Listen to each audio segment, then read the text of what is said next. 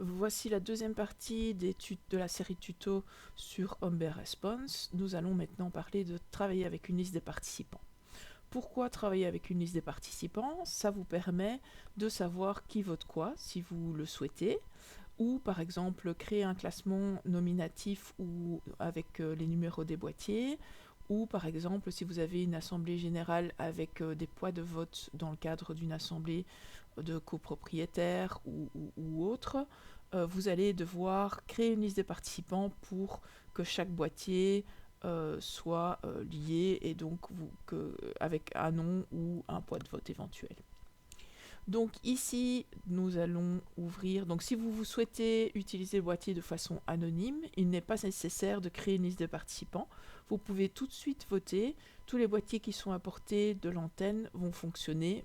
Il n'est pas nécessaire de créer cette liste. Donc dans notre cas, nous allons créer une liste avec par exemple les noms et prénoms des participants. Comme vous le voyez, vous pouvez aussi créer une liste avec des numéros de table, des numéros de boîtier, donc c'est au choix. Donc dans un premier temps, je vais ajouter un participant. Donc j'ai ouvert paramètres des participants, ça a ouvert une fenêtre où je vais ajouter un participant.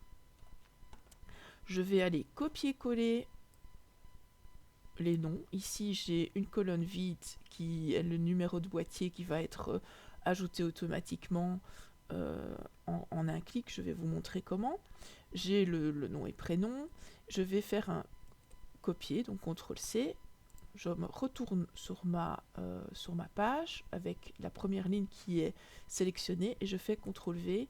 Et donc tous les noms ont été ajoutés. Vous en ajoutez autant que vous voulez, évidemment. Donc pour lier le premier boîtier à cette personne, je vais cliquer 2 fois dans la case ID boîtier. Je vais prendre un boîtier. Je m'assure bien que mon Response Link, donc l'antenne, est bien branchée sur l'ordinateur.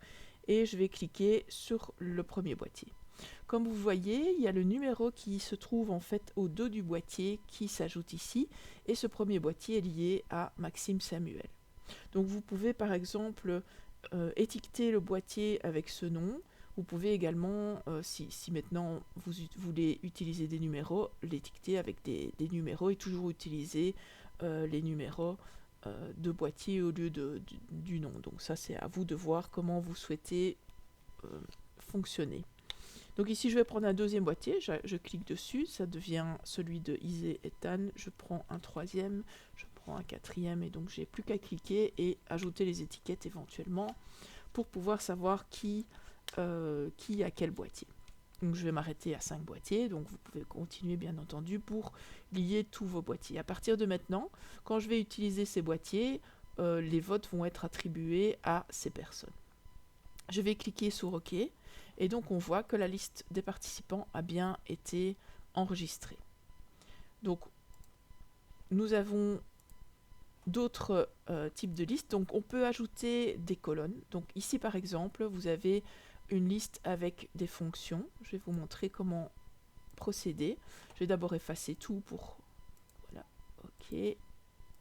Voilà, donc on repart de zéro. J'ajoute une colonne, comme vous le voyez ici, et je peux la personnaliser. Je vais l'appeler fonction. OK. Et donc on voit ici qu'il y a une colonne qui a été ajoutée. De la même façon, je vais copier-coller mes colonnes avec la fonction et je procède de la même façon pour ajouter mes boîtiers à chaque personne. Donc ici, voilà, je clique sur n'importe quel bouton et le boîtier est lié aux personnes. Si maintenant je souhaite créer des groupes, donc des équipes par exemple, pour avoir un classement par équipe, je peux ici créer déjà des groupes. On peut le faire également via une question. Donc c'est deux façons de créer des équipes. Et ici je vais commencer par vous montrer comment le faire via une liste des participants. Donc ça vous sert à créer des équipes pour un classement ou alors également pour créer des groupes démographiques pour montrer les résultats via des groupes. Donc par exemple, vous posez une question et ensuite vous pouvez voir si on crée des groupes hommes-femmes par exemple, qu'est-ce que les hommes ont répondu, qu'est-ce que les femmes ont répondu. Vous pouvez également créer des rapports qui vont vous montrer les résultats par rapport au groupe que vous allez créer. Donc vous pouvez créer des groupes hommes-femmes, ancienneté ou tout ce que vous voulez. Ici, je vais créer des groupes par rapport aux fonctions qui vont être mes équipes. Donc, par exemple, marketing, HR, staff management. Voilà, ça sera mes groupes qui vont devenir mes équipes. Donc, et je vais glisser simplement les personnes dans le groupe correspondant. Voilà. Vous n'êtes pas obligé de créer cette colonne fonction pour créer des groupes, bien entendu, mais ici c'est plus facile pour moi de savoir qui je dois glisser dans quel groupe. Hop, staff. Et donc maintenant, si je fais un quiz et je crée une liste, donc on peut cliquer, si vous cliquez sur chaque groupe, vous voyez qu'ils ont bien été ajoutés de façon individuelle, et là vous avez la liste complète des participants. Donc vous allez, si vous créez un classement par équipe, vous allez avoir ces équipes qui vont être formées avec les points de chacun de leurs participants. Donc ça c'est pour ce qui est des équipes. Ici je ne vais pas enregistrer, je vais vous montrer comment on crée donc une colonne avec pondération de vote, c'est-à-dire que par exemple vous avez une assemblée générale de copropriété et chacun des propriétaires a un poids de vote différent. J'ajoute un participant de la même façon, je vais aller sur ma liste ici avec poids de vote, même chose, je fais un copier-coller, c'est plus simple hein, bien entendu, vous pouvez également écrire directement les noms dans les cases et ajouter les poids de vote, etc. Mais ça prend quand même beaucoup plus de temps. De la même façon, je vais lier la personne et vous allez avoir, à partir de maintenant, quand Maxime Samuel va voter, son vote va valoir 153 voix. Donc, et vous pouvez continuer à lier les personnes. De la même façon, vous mettez une petite étiquette pour savoir qui a reçu quel boîtier. Vous pouvez aussi créer cette liste au fur et à mesure que, si vous n'avez pas trop de personnes, évidemment, quand vous avez une très grande assemblée, c'est mieux de les lier à l'avance pour pas avoir à faire cela à l'accueil. Mais il est très possible de lier chaque boîtier à la personne au moment où elle arrive, de façon à ne pas devoir préparer les boîtiers à l'avance et pouvoir simplement ajouter le numéro à côté de la personne et lui donner le boîtier en question. Donc ça, c'est deux façons de procéder.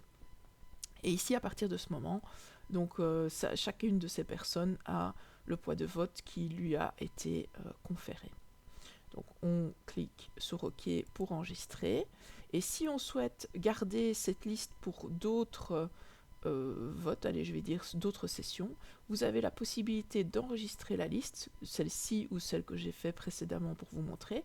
Donc vous pouvez l'enregistrer et lui donner un nom et ensuite ajouter une liste des participants et la liste revient. Donc si vous utilisez tout le temps les mêmes boîtiers et vous les avez numérotés par exemple, pour pouvoir les réutiliser avec les mêmes numéros, il vous suffit d'enregistrer la liste et de réutiliser cette liste autant de fois que vous le souhaitez dans vos sessions, au fur et à mesure de vos sessions. Voilà, je vous invite à regarder la troisième partie de ce tuto dans une vidéo suivante. Merci.